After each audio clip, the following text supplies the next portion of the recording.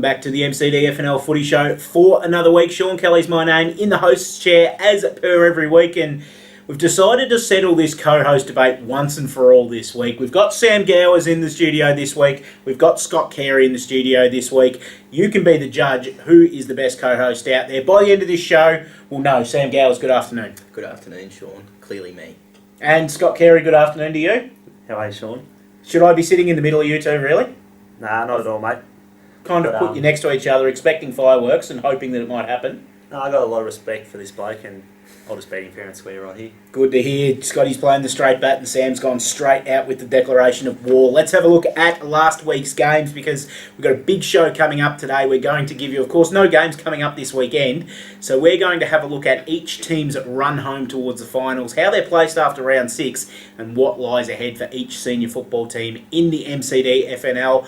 But we'll do that after we talk about this week's results, and we'll start with the game out at Trentham on the weekend. Between the Saints and Avoca, a good win for Avoca, 15-10-100, defeating a competitive Trentham 13-9-87. Best for Avoca, their coach Adrian Pilgrim, this is goal kickers. Goals, Adrian Pilgrim kicked 3 goals. Edwards, Coghlan and Martland 2 goals each. For Trentham, Whitehouse kicked 3, 2 each to Fleming, Whelan, Hoffman and Wicker. For Avoca, their better players, Wiltshire, Britton, Edwards and Farnsworth. And for Trentham, Wicker, Scoble, Whelan and Whitehouse. Good win by Avoca in the end, Scotty, but again, clubs come at them in the last quarter, and I suppose there was Trentham, they couldn't quite get the momentum going. They kicked 4 goals to 1 in the last quarter, but just couldn't get over the line in the end. Yeah, it's a bit of a worry, surely for Avoca, these last quarter lapses. I think a bit of a head count in the last quarter probably stopped Trentham's momentum yes, at I heard some about stage. that. So don't know if that was the right way to go there, but yeah, it is a bit of a worry, but I know you take the 4 points every week. So you certainly do. Avoca back on the winners list this week. Navarre taking on Talbot, Sammy, and this one was a result that you don't see all that often because Navarre 13-15-93 defeating Talbot 2 behinds, 2 points. Yes, that's right. No goal kickers for the Hawks on the weekend, unfortunately. Goals for Navarre, Brennan with 6 and Ben Scott with 2 with their multiples. Best for Navarre, Hendy, Flood, Scott and Brennan. And for Talbot, Whiteman, Barris, Sullivan and Kurt Gunther. Very interesting game of football. From all reports, a wet day, and the Navarre boys were taking hangers like it was a dry day. Yeah, it's sort of a bit of a bizarre result at senior level. You see it a bit more in reserves or juniors, but yeah, almost unheard of at senior level. Some interesting statements made by the captain of Navarre during the week as well, Scotty. We did happen across the Stall News Times early this week where, in reviewing the game, he was much more impressed with Royal Park the week before Interleague than he was with Talbot this week. In fact, going as far as saying, and I paraphrase, Talbot aren't much good. yeah, it's a big call. Fighting in words. the season. Yeah, absolutely, but I mean, they probably don't have much to fall back on with only 2 points on the board, so you could say that he probably is right with a competitive Royal Park when they played them. Yeah, very true indeed, Talbot. Thankfully, have got the week off now, as all clubs do, to try and regroup a little bit and get themselves back on the winners list. Speaking of the winners list, it's a list that Denali entered for the first time this year, this past weekend. Congratulations to the Eagles, 12-17-89, defeating Maryborough Rovers 4-6-30. Justin Laird, 4 goals for Denali and 3 to Edwards for the Rovers. Hennessy was their only multiple goal kicker with 2 goals on the day. Best for Denali, Jackson, Raven, Laird and Gibbs. And for the Rovers, Jardine, Monk, Batson and Towers. Denali finally get one over the line. Sammy, good to see for the Eagles. Yeah, well done to the Eagles. Good to see them get a win finally. Really worrying for Rovers though, they're struggling big time. They are indeed. Could only manage 1 goal in each of the quarters on the weekend in a game where I think we went in talking last week about the fact that this was a game that they could have won. Yeah, and they failed to do that. They're struggling for targets up forward big time, I think. I think you might be right there. One team that's not struggling for targets up forward, though, is the Newstead Football Club. They had a thumping win against Maldon on the weekend. 18-13, 121 Newstead defeating Maldon 5-8-38.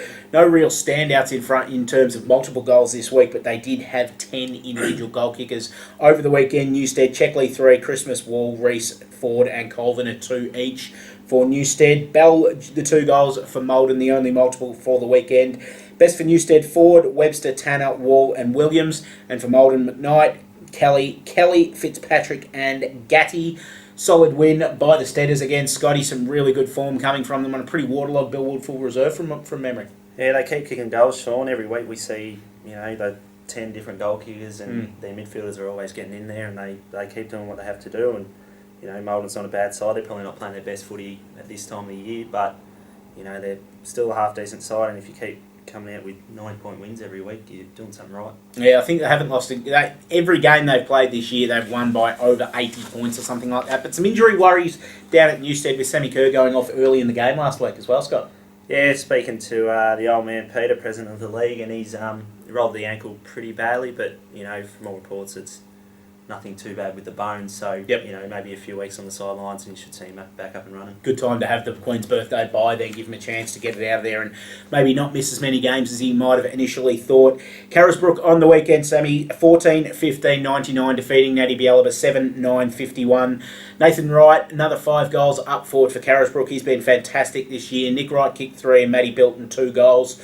Lockie Cameron, the only multiple goal kicker for Natty Bialaba, 2 goals in, I think, some 25 minutes of footy we were talking about off air. Best for Carisbrook, the Wright boys, Nathan and Nick, their 2 best players, along with Bilton and Cornwell. And for Natty Bialaba, Mortlock, Fitzgerald, Gifford and Miles. Mate, talk us through this one. I know that when we were talking about teams of the year, you hadn't had a look at Carisbrook a couple of weeks ago when we were talking about it. Do they enter that discussion? Yeah, probably wasn't the best weekend to see them. True. On. It's a pretty scrappy game, not much of a spectacle, but yeah, they just got the job done.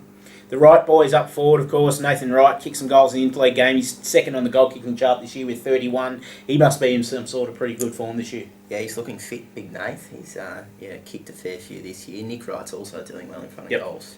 Spending a bit of time in the midfield, a bit of time up forward, doing very well. Beautiful. Carisbrook just keep on keeping on, undefeated, second on the ladder at the moment. Good win by Lexton on Sunday as well. They hosted Campbell's Creek out at Lexton Reserve on Sunday, and it was the Tigers 26-10, 166, defeating Campbell's Creek 5-7-37. Excuse me. We talk of bags of goals. We talk Matthew Brown, who's been up and down with his form this year, but came back on the weekend, kicking the lazy 13 against Creek. Adams, Mosby, and the coach Paul Phillips, 2 goals each for Lexton. All singles for Campbell's Creek, as you can see up on the screen. Best for Lexton, Brown, Aspland, Oliver, Chester, Barnes and Carslake. No Mick Jennings, which is surprising given how good he was on the show last week, but I suppose he's not going to be too disappointing because his team won by 20 goals. So the footy show reverse curse, I suppose, still lives on. You come on the footy show, you play well. Yeah, I'm sure Mick would rather get the win than any individual success. Unfortunately, hasn't had any effect on your form because you've been terrible all year in Natty's twos. Best players at Four Creek on the weekend: Stone, Hodoris, Connolly, McKendry, Adamson and Murray. Good win by Lexton. Scotty, I suppose this was one where a lot of focus obviously on Newstead, Carisbrook and Nevada start the year. This is the Tigers putting their hand up and saying, don't forget us. Yeah, absolutely. You could almost say it was maybe a bit of a touch-and-go danger game at the start of the week. The Creek playing not too bad footy, and, you know, to kick 9 goals in the second quarter and 12 in the last, you're doing something pretty right there. And I think it's an important win to get them going, and a big win as well. So yeah, Sean Smith going off with a calf injury for Campbell's Creek certainly didn't help things. It'll be interesting to see if he can come up after the Queen's birthday weekend break. Last game for the weekend out at Harcourt on Sunday afternoon, a pretty easy win by the Lions, 19-14-128, defeating Royal Park 6-12-48. The McLean boys up forward doing the job, 10 goals between them for Harcourt on the weekend. Matt Geary also kicked 4 and Newton got 2. Hamish Blake and Trent Pye, the 2 multiples for Bushy with 2 each. Best for Harcourt, Douglas, the McLeans, Chaplin and Newton. And for Royal Park, Blake, Birch, Pye and Marr. Really good win by Harcourt. It's one of those really 4-quarter games where they've played. They didn't let up at any stage during the game, and just, I suppose, the last 4 goals of the game in the last quarter where Royal Park didn't fire a shot just added, I suppose, a bit to that percentage, which, as we may see later on, could come in handy towards the end of the year. Scotty. yeah, absolutely, mate. Again, doing what they have to, like a few other sides at the moment. Matt Geary, Sammy, I think, big standout and probably almost the biggest input for the year in the competition. Yeah, he's a big in for Harcourt coming back. I think Harcourt's probably sneaking under a few people's radars a little bit, actually. Yeah, I think you might be right. Yeah. And of course, you're not auguring well at all, because all during that I was going to throw to you, and then it said Scotty's name. So I think round 1 in the co-host battle, it's 1 point Scott Carey. Yeah, well, you've tipped that in his favour. I have, I suppose, do that. But let's have a look at the netball results as I try and regain my composure after that one. A-grade netball on the weekend. Avoca 74 defeating Trentham 29. Big win by Avoca. Cassie Moser, the best on ground, best on court even for Avoca. I know if I get that wrong, the netball players tend to slam me when I say best on ground when we talk about netball. So I'm sorry, best on court. Navarre 62 defeating Talbot 16. Taylor Mason 30 goals in the shooter's arc for Navarre, coming off a fantastic 17 and under interleague captaincy campaign. Jess Williamson, best on court for Navarre. Denali had a big win up against Maryborough Rovers, 69-19. The Eagles really starting to hit their straps. Sophie McQuinn and Ash Lyric amongst the best players for Denali on the weekend. Malden 45 defeating Newstead 17. Good win by the Bombers. Beck McKnight 25 goals. Avalon Crom 20. Getting the job done against a Newstead side that we spoke to Amanda Guthrie about a couple of weeks ago have been inconsistent this season. Good game between Natty Bialaba and Carisbrook out at Carisbrook. Natty 24 defeating Carisbrook 23. Best players for Natty: Ash Edwards, Naomi Medlin and Caitlin Lenfranchi, all coming off interleague campaigns. Sammy, a good win by Natty. Yeah, the Swans netballers are travelling all right, better than the footballers. They are indeed. That's what I thought I'd throw to you for that one. Lexington 88 defeating Campbell's Creek 18. Big game for Lisa Donhart. 52 goals for Lexington. Rachel Phelan also shooting 36 goals. And Harcourt in the last game of the round, 53, defeating Royal Park 34. Douglas 40 goals. Caitlin Douglas for Harcourt. Juliana Sutton, Royal Park's best on court. We'll have a look at the netball ladder because we haven't had a look at ladders so far during the show. So Navarre undefeated, sitting on top of the ladder with 6 wins from their 6 games. There's 2 teams with just the 1 loss for the season. Natty in second and Malden in third. Then Denali, Lexington and Carisbrook, 4 wins each for the season. Harcourt and Newstead round out the top 8 with Royal Park sitting right on their heels, all with 3 wins each. Avoca and Maryborough Rovers at 2 wins apiece. Trentham in 12th spot with 1. And then Talbot and Campbell's Creek yet to open their accounts for the season. Gentlemen, of course, this is where we would normally preview the next week's round of action. But as you know, Queen's birthday weekend, no footy going on this weekend. Second time in 3 weeks where we've had no footy, so we're kind of stretching to find stuff to preview until Scotty actually managed to cross an ingenious idea the other day. Let's kind of do a half-season review of the footy across the MCDFNL. I did point out to him that we're not at the half-season yet, but given that we're only 2 games away from it, we thought, what a perfect time to do it now. What we're going to go through, we'll flash it up on the screen. We're going to go through every club, have a look at how they've gone this season, have a look at their run home, have a look at where we think they're going to sit on the ladder after round 15. So that's with 1 week to go in the season before what could be some pretty big games in the final round of the year. So we'll start with Avoca Sam Gowers, who are sitting 8th on the ladder at the moment, 3 wins and 3 losses. Leading goal kickers Murray Bond and Nathan Coughlin with 11 goals and Adrian Pilgrim with 10 goals for the season, who's been some of the standouts for the Bulldogs so far this year. Well, I think, yeah, Lockie Edwards and Alec Wiltshire would be mine too. Lockie's had a really good season in the midfield, and Alec's looking probably a little bit more settled in his second year at the Bulldogs at half-back. Yep, we see up on the screen at the moment Avoca's run home as well, and we've tipped them for 4 more wins over the next 9 games, Scotty, which would leave them with 7 wins and 8 losses after round 15. By our estimates, that's sitting in 9th spot, but tied for wins with 7th and 8th, which is Harcourt and Talbot. Some 50-50 games which are highlighted in bold on the screen. Have a look over the end of Avoca's season, mate, and see if there's anything where we might have got these wrong, or in fact the ones that we've highlighted are the 4 wins, but they're kind of all danger games for Avoca. Yeah, that's right, and I mean, finish 9th and you're tied with a couple others, you really need to take those wins. It could come down to that 1 game against Malden where they led up a massive lead at 3/4 time and got run over the top. So you'd hate to have it be that game, but they need to do what they can with those wins that we've put them down for. And you never know, there is a couple of games there they might be able to sneak another one out of there. I suppose the good thing about Avoca is they've got some winnable games. So we've tipped the 4 against the 4 sides below them that they can win. They've also got a Harcourt, a Talbot, a Natty that they could pick up on the way through as well. If they can pick up 1 or 2 of those, it puts them in the box seat to get a final spot. Absolutely. Win 2-3 of those and they lock themselves in. Yeah, I reckon you're right. Let's have a look at Campbell's Creek, who, after 10 rounds, sit 10th on the ladder, 2 wins and 4 losses. Of course, Joel Smith's been their leading goal kicker, Sam, but he's only been there for 3 games so far this season. Who have you got as Creek's standouts over the first 6 rounds? I'd say Josh Adamson and James Burzicott. Joel Smith, obviously probably their most important player, but injuries have meant he hasn't played much of a role for them so far. So they'd be hoping he can get back on the park pretty quick smart. Yeah, I think you're right. Have a look up on the screen. At the moment is Creek's run home.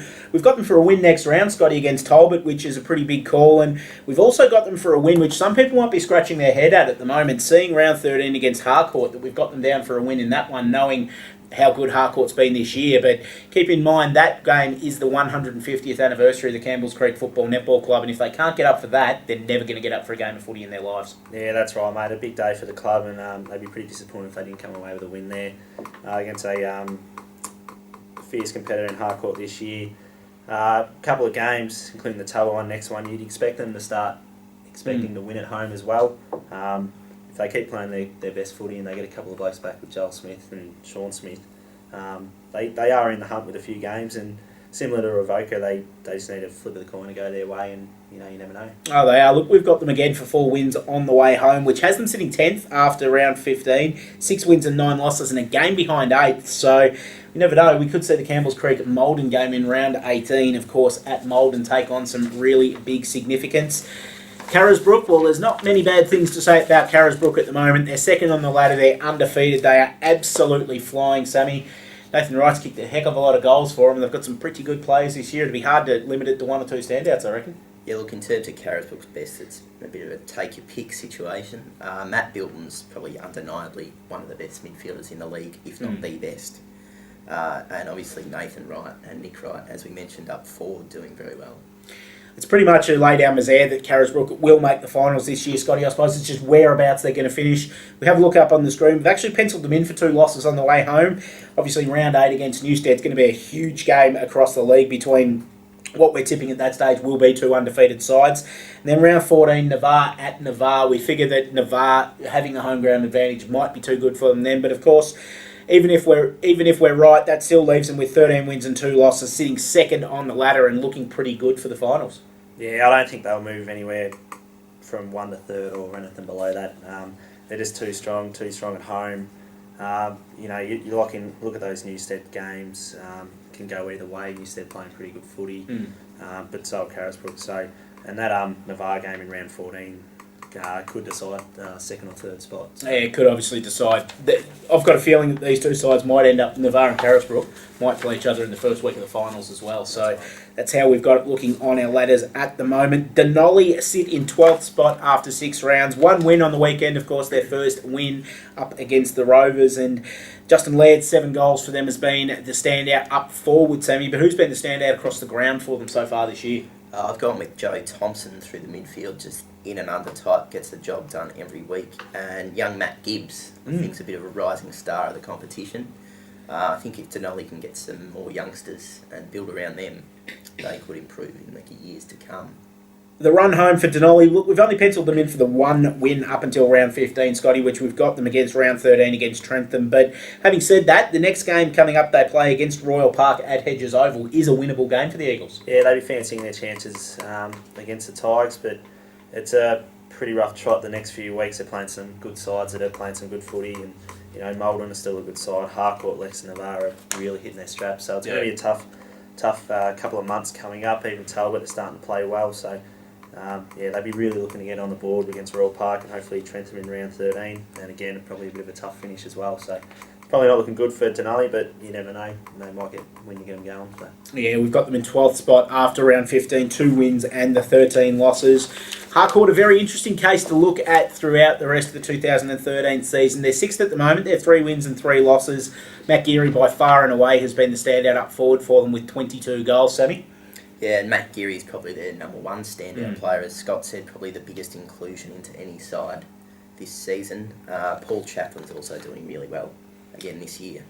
I don't know if Matty Bilton will be happy saying that Matty Geary is the biggest inclusion into a side this year, but we have a look at Harcourt's run home, and this is really interesting, Scotty. The way we've looked at it at the moment, we see them in 7th after round 15, but with the same wins and losses as Talbot and Avoca on 8th and 9th. if that happens, round 16, Harcourt v Talbot, it's an elimination final, basically. Yeah, big match. I think it's going to come down to that. Both sides are right on par with each other, and there is a lot of highlighted games there for Harcourt, which could go either way. Playing home against Navarre, you'd probably say Navarre get the win in round 8, but Yeah. from all reports and a few people around town are saying Harcourt are really starting to hit their straps and they're actually playing very good footy, so they could be a bit of a bogey side for those top 3 or 4 sides, and it sounds like you probably don't really want to play them down at Harcourt anytime soon. No, you wouldn't think so. And look, we've got a couple of 50-50s there, obviously. Natty Bielaba in round 10 at Natty, and Campbell's Creek that we mentioned in the Creeks at 150th. If they can jag those two, it'll really put them in good stead, considering round 14-15 they've got Newstead and Carisbrook. So it's a pretty rough initiation towards that last week of the season if they do have to play Talbot in an elimination game basically in the last round of the year. I think they'd be pretty happy to play Newstead and Carisbrook in those last final rounds. So if they get a few wins over the next couple of months and set themselves up, it's a good lead into the finals if they cement their spot playing the top 2 sides that we think. Yep, if they, I reckon you're right. If they can cement their spot before that, they'll take those 2 on as virtual practice matches for the final, so they know the intensity that they need. Let's have a look at Lexington, because they're another team that are very much flying under the radar. Sammy, they're sitting in 4th spot at the moment, just the 1 loss for the season up against Navarre. But also they've still got Carisbrook and Newstead on the run home, as well as a game against Natty Bielaba, which, if you penciled in Natty for some 50-50 games, I reckon you've had some say in this, Sammy. But in fact, I'll say that Sam didn't have a say when we were doing this. This was myself, Scott, and Rowdy Dawson that had a look through this. So we've penciled in Lexington. They'll only lose 3 more games on the way home. We think they'll finish in the top 4, 11 wins and 4 losses. Who's been the major players for Lexington this year, Sammy?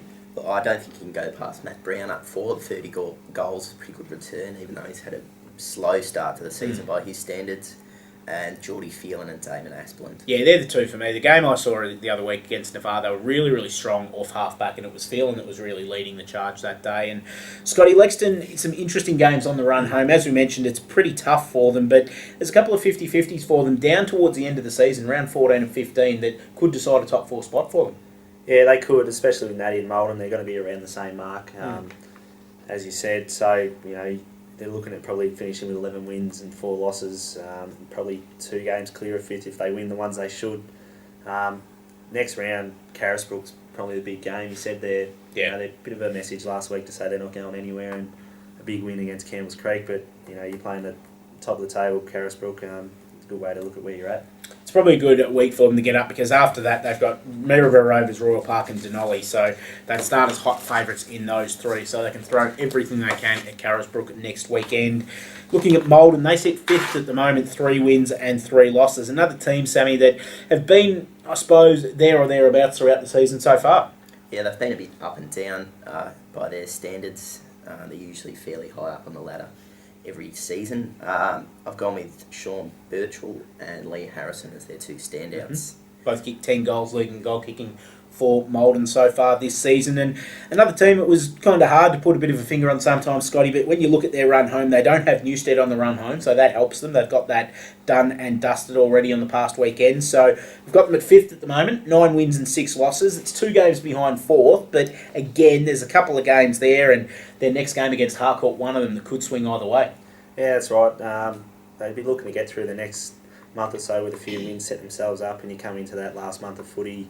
Navarre, Talbot, Lexington Creek, all winnable games if they're playing their best footy, and what better time to be doing it when you're coming into the finals. So, probably finishing 2 games behind 4th, but there is those couple of games with Talbot and Lexington go either way. You might scrape into the 4. Yeah, it could be a very interesting end to the season for Malden.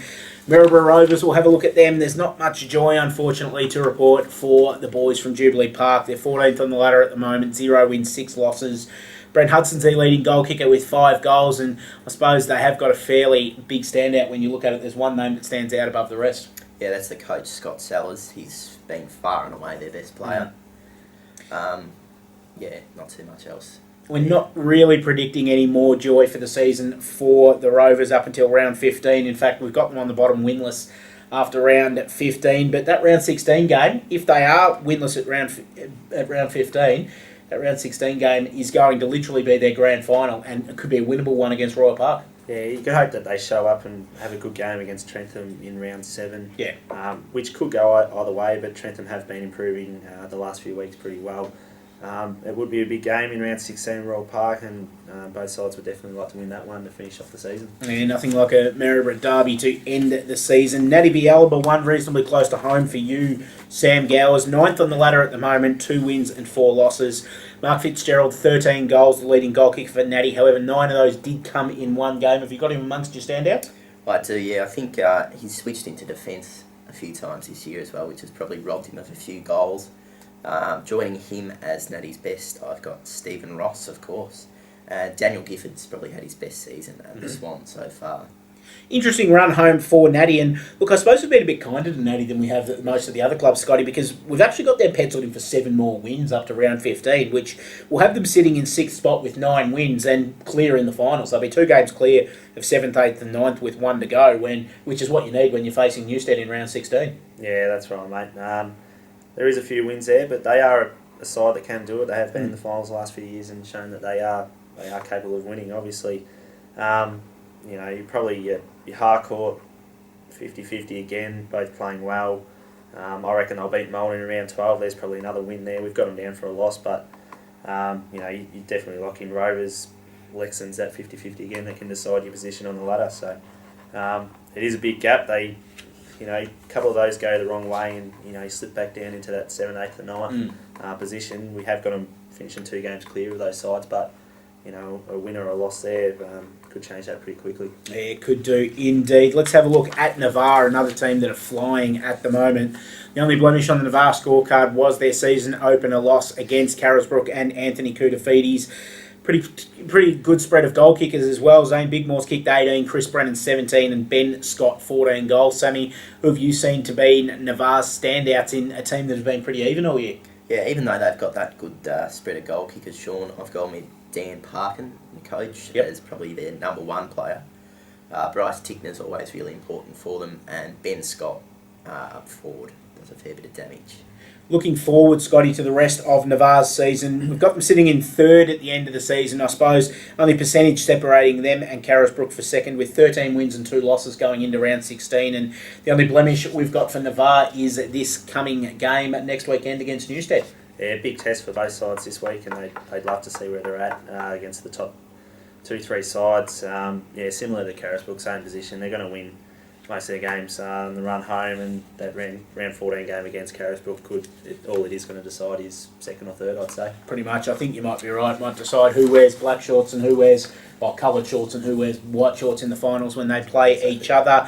Newstead, and that's the reason why we think that Carisbrook and Navarre will finish 2nd and 3rd, because Newstead are absolutely flying. They're on top of the ladder, 6 wins, 0 losses, every game an 80-point plus win. Daniel Christmas kicked 37 goals. Not much has gone wrong for the Steaders so far this year, Sammy. No, as you said, they're absolutely flying. Christmas up forward, obviously doing very well. And Sam Kerr and Ethan Ford coming back have given a massive boost. Yeah, certainly have. We look at Newstead's run home, Scotty, and we can't see their undefeated run finishing up anytime soon. However, if it is, it's going to be in the next fortnight after the break when they take on Navarre and Carisbrook.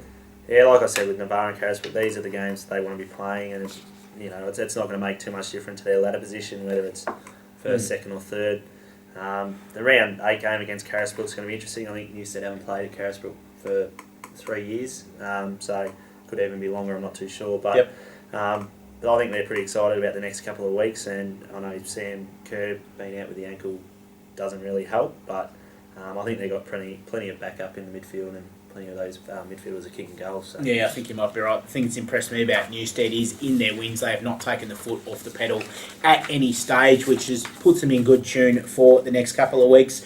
Royal Park are an interesting case. They sit in 11th spot at the moment, 2 wins and 4 losses. They've already got as many wins in 2013 as they had in 2012. Zach Stewart up forward with 18 goals. It's been a bit of a revelation for them so far, Sammy. Yeah, I don't think anyone begrudged Royal Park their success this year. Trent Pye and Jared O'Connor really important for them through the midfield, and as you said, Zach Stewart doing well up forward. Scotty, we've got Royal Park finishing in 11th spot after 15 rounds, or not finishing, but being in 11th spot, of course, after 15 rounds. We've got them with 2 more wins in the run home. We've got them defeating Denali in round 7, Campbell's Creek in round 12. Interestingly, they've got a 50-50 there, because we've actually picked Trentham to beat them in round 14, which we'll touch more on when we talk about Trentham. And, of course, round 16, the derby against the Maryborough Rovers. Yeah, look, they should win those games we've highlighted. I do agree with you. Apart from the Trentham game, I think going down there, Trentham are improving week by week, like I said before, and that probably will be a tough one. But they should beat Denali. They are playing well enough. They've been competitive against some of the good sides like Navarre for a half and just fell away towards the end. But like Sammy said, they've had a good year. They'd be pretty proud of where they've come from last year. So that's right. yeah, I don't think we can go too far with that. So. No, you're right. And look, they'll even consider themselves a sneaky chance to knock over Avoca in round 15 and really upset them going into the finals. Talbot, the next team we'll have a look at. They're 7th on the ladder at the moment with 3 wins and 3 losses. Darren Burns Jr.'s booted 10 goals up forward for them this year, and it's been a pretty interesting season so far for the Hawks, Sammy. Yeah, as I said the other week, I'm a bit of a Talbot fan this season. Yeah, they've done really well. A few people had them written off before the start of the year, but blokes like Matt Smith and Trent Barras have just lifted another gear this year, and yeah, really given them a boost. Yeah, they've done very well indeed. Scotty, we look after round 15 with a game to go, and we have them sitting 8th, 7 wins and 8 losses, the same as Harcourt and Avoca, and as we mentioned before, they play Harcourt in round 16, but we look down the track, we're actually tipping Campbell's Creek to defeat them in the next round, which is very much a 50-50 game, and they've also got a couple against Avoca and Malden that they're really a chance of getting the result in as well. Yeah, a couple of these 50-50s really come down to whose home game it was, especially against Creek. They'd be expecting to win at home, the Creekers, but there is a lot of 50-50 games, and it is going to come down to those last final rounds when they're you're up against Harcourt, Avoca and these sides, and you need to win them to lock your spot in the 8. And how's Matthew Tiger Smith, mate? He's getting a bit of a run on the Footy Show the last few weeks. He's certainly been one of the favourites of the Footy Show. In fact, I got a sneaky text message after the Footy Show thanking me for his worst on ground votes. Best off ground, I should say, votes after the Interleague as well. So good on you, son. You're doing very nicely up there, Tiger. Let's have a look at Trentham, who after 6 rounds, unfortunately haven't troubled the scorers as yet. They're 0 wins and 6 losses. Luke Whitehouse has kicked 12 goals for them throughout the season, and as we've said throughout the show, Sammy, they're getting better. Yeah, it was a slow start to the year, that's undeniable, but like Scott said, they are improving every week, and you'd imagine that win will come pretty soon. Luke Whitehouse and Clayton Scoble are my 2 best for the Saints so far. Yeah, you're not wrong about that win coming soon, Scotty. We've got it down for their next game against Maryborough Rovers at Jubilee Park, and we reckon they might pick one more up against Royal Park in round 14 at home. As we said, it's one of those ones that if they have only got the 1 win, or even if the Rovers beat them, they'll prime themselves that round 14 game against Royal Park. Yeah, that's right, mate. They're fully aware where they're at with the young kids this year, and Clayton Scoble's doing a fantastic job down there from all reports. They will look at those 2 games as the winnable ones for the rest of the year. Unfortunately, it's the only 2 for the rest of the year, but you never know. Get a couple of wins there, and yeah, it's not too bad of a season, I think, from where they started. So to review, let's have a look at our ladder after round 15, and of course we might bring this one back out in 8 or 9 weeks and just see how we looked with doing our prognostications against what actually happened. So we've got Newstead sitting on top, 15 wins and no losses. Carisbrook and Navarre 2nd and 3rd with 13 wins and 2 losses, and Lexington in 4th spot with 11 wins and 4 losses. Pretty sure that's going to be the top 4 no matter what we say. It'll just be the order that will throw it around. It's where it gets interesting is after that, because we've got Malden and Natty Bialaba 5th and 6th, both with 9 wins, and then 3 teams 7th, 8th and 9th with 7 wins, as you can see, Harcourt, Talbot and Avoca, and even Campbell's Creek not out of it behind them with 6 wins and 9 losses with just a win, and obviously percentage is going to play a big part in it as well. Royal Park we've got with 4 wins, Denali and Trentham with 2 wins each, and Maryborough Rovers no wins going into what could be a very, very interesting final round if it does turn out somewhere like this, Scott. Yeah, I know we are doing the review after round 6, but it is the next couple of months that really set up your season. And, like you said, those from 4th or 5th down to 9th is only a couple of games. So this next couple of months is important for both sides, and you never know, there could be a bit of movement around there, but what we've got, we'll see when we get there. Yeah, we might review it before 8 or 9 weeks. We might review it after about round 11 or round 12 and just see how we're going and what clubs need to do to actually hit those marks at that stage as well. So it'll be an interesting exercise, and an exercise we might repeat next week, because obviously we're not going to have any games to review next week. So we might have a look at the A-grade netball comp next week and see how that's sitting as kind of a mid-season review. But I think that's just about done us for this week, but we'll get some interactivity in this one, because we put the call out the other week on Facebook that once we get to 800 likes on our Facebook page, we'll actually draw 2 of our Facebook fans from random and give them a couple of season passes for the rest of the season, Scotty. Now, we're nearly there. I think last time I looked, we were at 793, so I'm hoping that we can do that on the show next week. But get on the Facebook page, like us. All the information's on the bottom of the screen. Just look for Maryborough Castlemaine District Football Netball League. And what we're going to do as well is we're going to get people on our chat forum this week, which is on our webpage, of course, Scotty. You know that where it is. You can see the forum button across the top of the screen, because I want to find out who you thought was the better co-host today. Was it Sam Gowers or was it Scott Carey? Because this could have a big say into who co-hosts this show going forward. Of course, I'm staying where I am because I am awesome, but we'll find out from which one of these 2 boys you think was the best. Go to the forum. There'll be a post set out there saying who is your favourite co-host. Write Sam Gowers or Scott Carey's name under there in our chat forum. If we get over 15 posts on that, we'll also give from the 15 individual posters, so maybe 25, 30 posts on the actual topic, but if 15 different people get on there, we'll also draw one of those guys for a season pass as well, Scotty. That's a good prize, mate. That'll save you $10 every week and get a pint of Coke at the canteen after the game. Everyone's opinion. I think we work well, Sam. I'm going to call it a draw. A draw? A draw. I tell you what, you've gone out big at the start of the show saying it's me, it's me, it's me, and then all of a sudden they've just shrunk back inside you and you've called it a draw. Yeah, well, no, Scott's practice that he's been doing in the bathroom mirrors really paid off. I thought he did well this week. And kicking you under the table all show probably helped as well. That's the MCDFNL Footy Show for another week, folks. Thanks for joining us and thanks for looking at the mid-season review. Of course, not quite at mid-season, but our review with us. We're back with a netball mid-season review next week and, of course, all of the round 7 games from throughout the MCDFNL. We'll see you then.